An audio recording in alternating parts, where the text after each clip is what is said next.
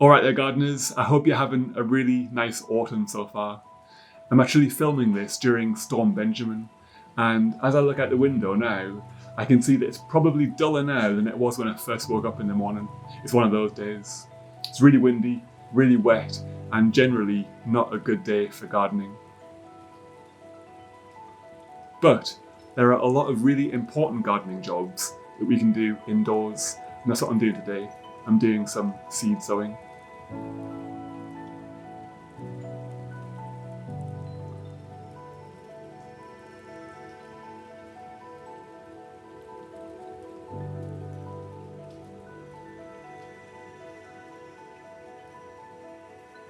So seed sowing is really important because it helps us to create loads of new plants which we can fill our gardens with in spring and summer. But most importantly, it helps us to do this for free. That's our cat making some noise, Clover. Come on, Clover. Now, autumn is a really good time of the year to do this, and I'm going to tell you why. So autumn is a really good time of the year for sowing seed, and I'm going to tell you why. It's good because when we sow seed in autumn, we're mimicking nature. If you imagine in the wild, when plants drop their seeds in summer, or end of summer and autumn, it falls to the ground and it stays there over winter where it gets wet and where it gets frozen, and this helps the seed coat to crack open, which helps it to germinate in spring. Good girl, Clover. I'll bring you down. So yeah, autumn's a really good time of the year for sowing seed. I'm really surprised she let me hold her there because normally she doesn't let me hold her. Okay, so now let me show you what equipment and materials we'll need for sowing seed. So the first is fairly obvious, it's the seed. This is Angelica gigas, which I'm going to show you today because it's a nice big seed and it will be easy to see on camera. I've got some labels here which are very important because we're going to need to label it so we know what seed is in what pot. Inside I've got some more seed, which you can see there. So we'll need a good compost, and this is my favourite pot in compost. It's called Melcourt SylvaGrow Multipurpose.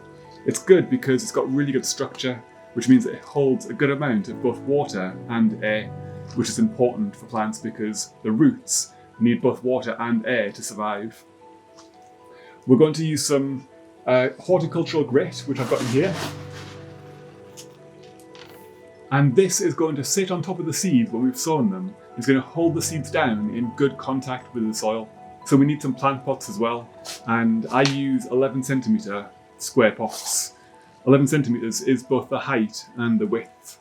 I use square pots because they fit well together when I put them into the sort of mushroom crate, which I'm going to be using to store the seed, to store the plant pots. And yeah, they fit snugly together and they don't fall over. So that's why I use square ones.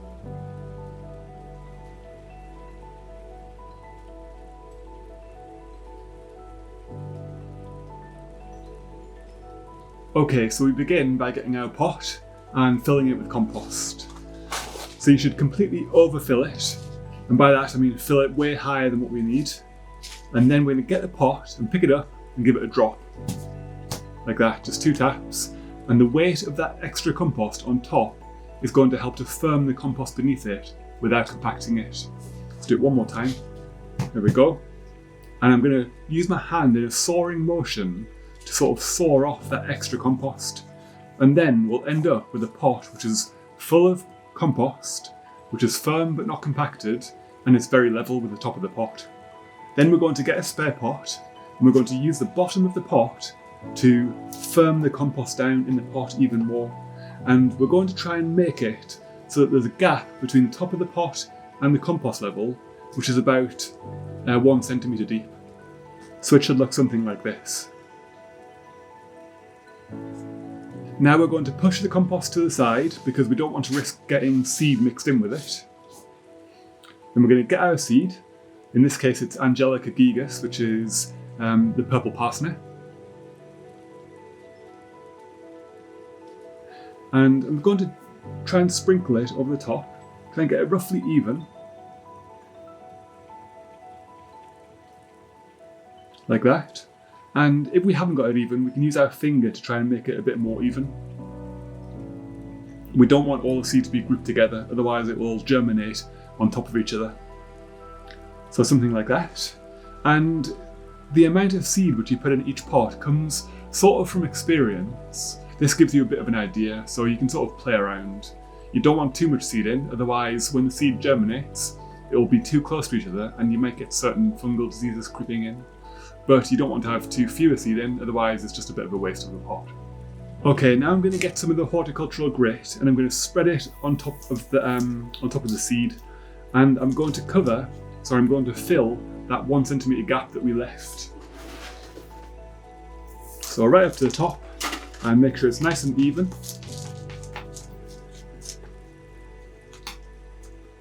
And that's it, but we need to label it. So I'm going to get a label and I'm going to write down the name of the plant, which was Angelica gigas. I'm going to turn it over and I'm going to write the date. So 24th of October, 25. And we'll put this label in the pot, just like that. And that's it, done. Now, I like to use these mushroom crates. When I say mushroom crates, this is what the farm shop sell their mushrooms in. And I'm going to put the finished seed pots in there. And what I find is that when you use these trays, they fit nice and snugly and they don't fall over. So that's good because they're going to be outside all winter and we don't want the wind to blow the pots over. So I can fit, 4 in a row? 4 times by 3 equals 12. I can fit 12 pots in here and that's good. Okay, so now these seed have been sown, I'm going to take the whole mushroom crate outside and I'll leave it there over winter. Now I'll probably put it on, we've got like an outside table, I'll put it on that because this will just take the seed away from rodents which might otherwise dig around and try and eat the seed. That works well. If you haven't got a table that you can use in that way, you could always try putting something like chicken wire or something on top of it to stop rodents digging around.